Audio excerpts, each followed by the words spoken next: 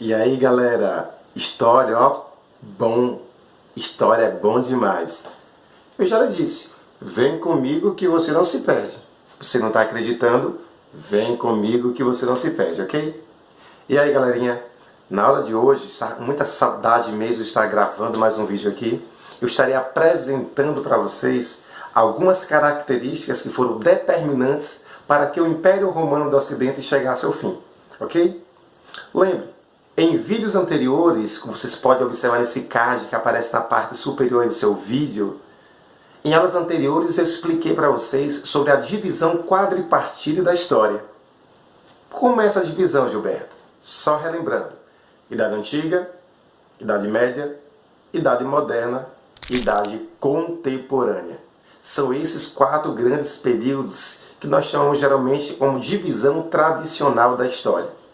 Lembre que a Idade Antiga ela vai do período que corresponde ao surgimento da escrita até o ano 476.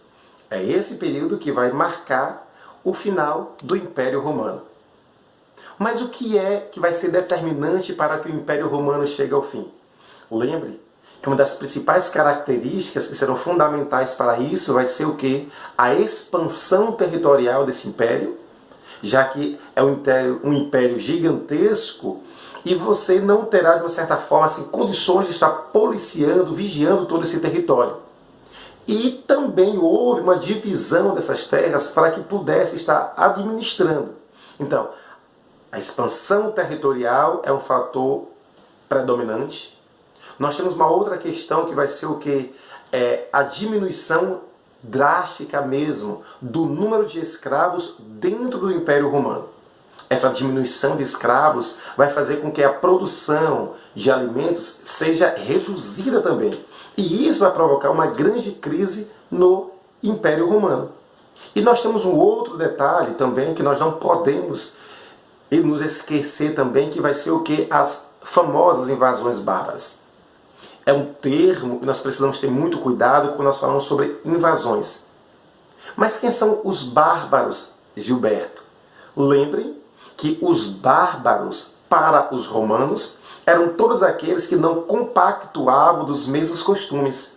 Não tinha a religião, era considerada como pagãos, não falavam latim, a língua oficial do Império Romano, e essas pessoas também fediam bastante na visão desses romanos. Então os bárbaros eram todos esses que tinham costumes totalmente diferentes. E quando nós estamos estudando sobre os povos bárbaros, é interessante vocês perceberem que nós temos 2 grupos de bárbaros. Esse que habita no norte da Europa, na região conhecida como a Germânia. Entre esses povos nós temos saxões, nós temos godos, ostrogodos, nós temos burgúndios, nós temos vândalos, nós temos francos, saxões. E nós temos um outro grupo de bárbaros agora que são quem? Que são os hunos. Os hunos que vêm dessa parte leste, vem daquela região da Mongólia. Ok? Então, pessoal, lembre que essa relação entre os povos germânicos com o Império Romano nem sempre foi uma relação conflituosa. Porque alguns bárbaros, em alguns momentos da história, vocês vão perceber que eles tinham uma relação até, digamos assim, harmoniosa. Alguns chegavam até mesmo a fazer parte do exército romano. Mas vamos lá. Quando esses bárbaros começam a intensificar a sua entrada no Império Romano, essa intensificação vai ser principalmente porque esses outros povos, que eram o quê? Os hunos, que vêm dessa parte da Mongólia, quando esses hunos começam a invadir essas terras onde os bárbaros estão, e posteriormente também essas terras do Império Romano, esses bárbaros começam a fugir para dentro do Império Romano. Ok? Então esse período de fuga mesmo vai ser predominante para quê? Para que a população que estão habitando agora na cidade comecem a fugir para o campo. Esse processo de fuga da cidade do campo, ou melhor, da cidade para o campo, é chamado como processo de ruralização. Neste processo de ruralização, nós perceberemos que essa camada mais pobre, eles começam a trabalhar para esses grandes proprietários de terra numa relação conhecida como uma relação de colonato. Essa relação de colonato ela é estabelecida da seguinte forma. Essas pessoas trabalham nessas terras e parte dessa produção agora eles devolvem, eles entregam para o proprietário dessa terra. Ok? Essa é uma característica do povo romano, o colonato. E eu estou falando, é uma característica do povo romano por quê? Porque os povos germânicos, eles tinham também uma outra característica. E qual é a característica desses povos germânicos, esses povos bárbaros? É o comitatus. O comitatus é um juramento de fidelidade que alguns guerreiros tinham em relação a esses chefes tribais. Eles tinham esse juramento de fidelidade e esse chefe tribal agora, como reconhecimento a essa fidelidade, quando eles derrotavam alguns povos, quando eles conquistavam algumas terras, eles davam parte dessas terras para os seus subordinados. É isso aí. Então a guerra era uma razão de viver para essas pessoas. Tanto é que muitos desses povos agora preferiam simplesmente tirar a sua própria vida mesmo do que ter que morrer na velhice. Porque a velhice para muitos desses mesmo é como se fosse uma desonra. Então é preferível você morrer no campo de batalha, que é uma morte honrosa, e vocês, pelo fato desses povos bárbaros serem pagãos, acreditarem em diversas divindades como Thor, Freya, Odin, eles acreditavam que se eles morressem no campo de batalha mesmo, eles, os homens, seriam levados para a Valhalla, pelas Valquírias. A Valhalla é uma espécie de paraíso para eles. Mas vamos deixar isso aqui de lado. Os romanos têm um costume, as leis dos romanos são escritas. Só que os costumes agora dos povos bárbaros, já que eles não tinham escrita, era totalmente diferente. É um termo até um pouco complicado de pronunciar. O costume deles era consuetudinário, ou seja, era baseado nas tradições e na oralidade. Esses eram os costumes, ok? Então o Império Romano no ano 476, repetindo, principalmente por causa dessas invasões, que é intensificado desses povos bárbaros, chegam ao fim, ok? Nós temos uma relação, nós temos uma sociedade praticamente totalmente o que? Rural. Bem, pessoal, dentre os diversos povos bárbaros que existiam, e como eu citei anteriormente, nós temos um povo que vai se sobressair em relação aos demais. Lembre-se que todos esses povos, eles viviam constantemente em conflito entre si. Um desses povos que vai se sobressair vai ser os francos. Porque os francos vão se sobressair. Eles vão ter o reino muito mais duradouro. E essa administração dos povos francos, esse reinado dos povos francos, ela vai ser dividida em duas grandes dinastias. Que é a dinastia Merovingia, lembra desse detalhe que é muito importante, a dinastia Merovingia, e a dinastia Carolíngia. Primeira dinastia Merovingia e a segunda dinastia, a dinastia Carolíngia. Mas por que é que essa dinastia, a Merovingia, recebe esse nome? É em homenagem àquele que eles consideravam como o primeiro rei dessa grande dinastia, que foi Meroveu. Então Merovingia vem de Meroveu. Mas quem vai se destacar nessa dinastia vai ser quem? Vai ser Clovis. Clovis vai ser o rei, digamos assim, mais conhecido dessa dinastia. E é interessante que Clovis agora ele vai iniciar esse processo de expansão territorial desse reino carolíngio, ou melhor, merovingio, perdão. E Clovis vai dar uma tacada de mestre, se assim nós podemos dizer. O que é que Clovis vai fazer? Você não sabe? Mistério, não é esse? Fazer o suspense para você. Que rufem os tambores!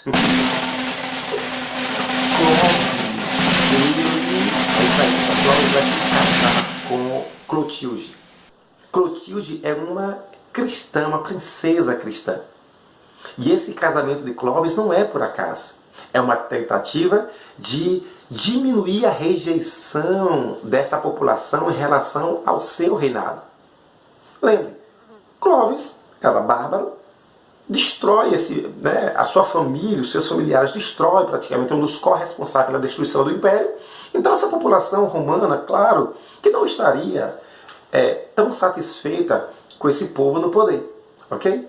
Pronto, ele se casa com Clotilde para diminuir essa resistência. E esse costume agora, essa relação com a Igreja Católica, vocês vão perceber que agora vai ser praticamente bem comum para os reis posteriores. Ok? Bem, Clovis, claro, não é eterno. Clovis morre. E como nós estamos numa dinastia, a tendência é que os seus filhos continuassem agora o reinado. Só que os filhos de Clovis agora, não por acaso, vão ser chamados de quê? De reis indolentes. Sabe por quê? Porque os filhos de Clovis não queriam absolutamente nada, não queriam nada mesmo. Só queriam diversão, festas e só isso. Mas o que acontece, pessoal? Se os filhos de Clovis não queriam algo tão poderoso, tão importante, existia alguém que estava de olho nesse reino, nesse trono. A princípio, quem vai estar na administração serão os prefeitos, né? Vai ser um intermediário. Só que um dos filhos desses prefeitos agora literalmente vai, isso que você está imaginando mesmo. Ele vai dar um golpe e vai tirar esses reis indolentes do poder. Esse cara que consegue dar esse golpe agora é conhecido como Pepino o Breve. Sabe por que ele recebe esse nome? Não ria, por favor. Ele recebe esse nome por causa da sua baixa estatura. É isso mesmo. É interessante. E Pepino ele assume o reinado, mas ele precisa legitimar o seu poder, o seu reinado. E quem tem autoridade para legitimar nesse momento ainda é quem? A Igreja Católica. Então, o que é que acontece? Pepino chega agora para a igreja e pede para ter esse reconhecimento do seu reino. E a Igreja Católica, claro, não vai reconhecer, não é porque era boazinha, não. Porque a Igreja Católica está tendo algum problema. Um dos povos bárbaros, os lombardos, eles estão agora lutando, guerreando, invadindo esse território. Eles estão brigando contra cristãos. E a igreja precisa defender a cristandade.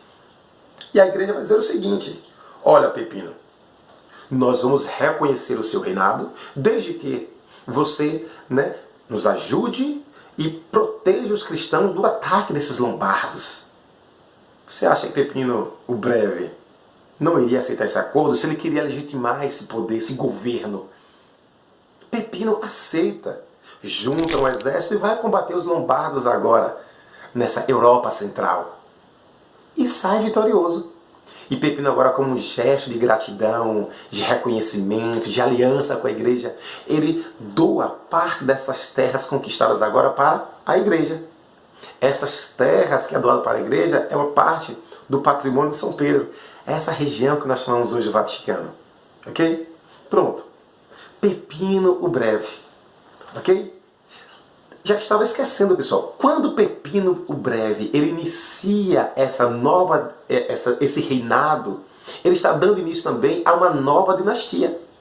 Que dinastia é essa? É a dinastia carolíngia. Só que Pepino o Breve ele não será a pessoa mais conhecida, mais importante desta dinastia. Não por acaso, o nome da dinastia é o quê? Carolíngia, em homenagem a Carlos Magno. Carlos Magno ele vai se destacar como o principal praticamente rei dessa dinastia. E Carlos Magno vai continuar esse processo de aliança com a igreja. Mas ele também vai ser um ótimo estrategista militar. Sabe por quê? Porque ele vai adotar um costume que era o costume dos germânicos. A questão da fidelidade. Ele vai pegar parte dessas terras agora, desse vasto território, e vai doar para algumas pessoas de sua confiança. Vai distribuir as marcas, os ducados, marcas, os marqueses, ducados, os duqueses, e vai distribuir. Essa relação de distribuição de terras também, nós chamamos essa relação de uma relação de vassalagem. Porque essas pessoas que recebem essas terras agora também terão um voto de fidelidade com Carlos Magno. Entende? Então Carlos Magno ele vai usar essa estratégia. Só que o ponto máximo agora do reinado de Carlos Magno vai ser o ano 800, quando ele se tornar agora imperador. Isso, no ano 800, e não por acaso no dia 25 de dezembro, ele se torna imperador. Aonde? Na igreja de São Pedro, na Basílica de São Pedro. Essa data é uma data Muito interessante, pessoal. Primeiro, porque no dia 25 de dezembro, para a cristandade, é uma data significativa, porque é a comemoração do nascimento de Cristo. É o nascimento de uma nova autoridade. E nós temos agora também o que? A Basílica de São Pedro, que é a sede do catolicismo. É uma tentativa de resgate desse império do Ocidente, mas uma tentativa também de unificação da Europa agora, como uma Europa totalmente cristã. Carlos Magno vai fazer isso, vai ser coroado imperador. E agora, como imperador, nós vamos ter um período nessa história que é conhecido agora como o Renascimento Carolíngio. Nesse renascimento, nessa administração, nós vamos observar que Carlos Magno ele vai investir muito nas artes, na cultura, principalmente na educação.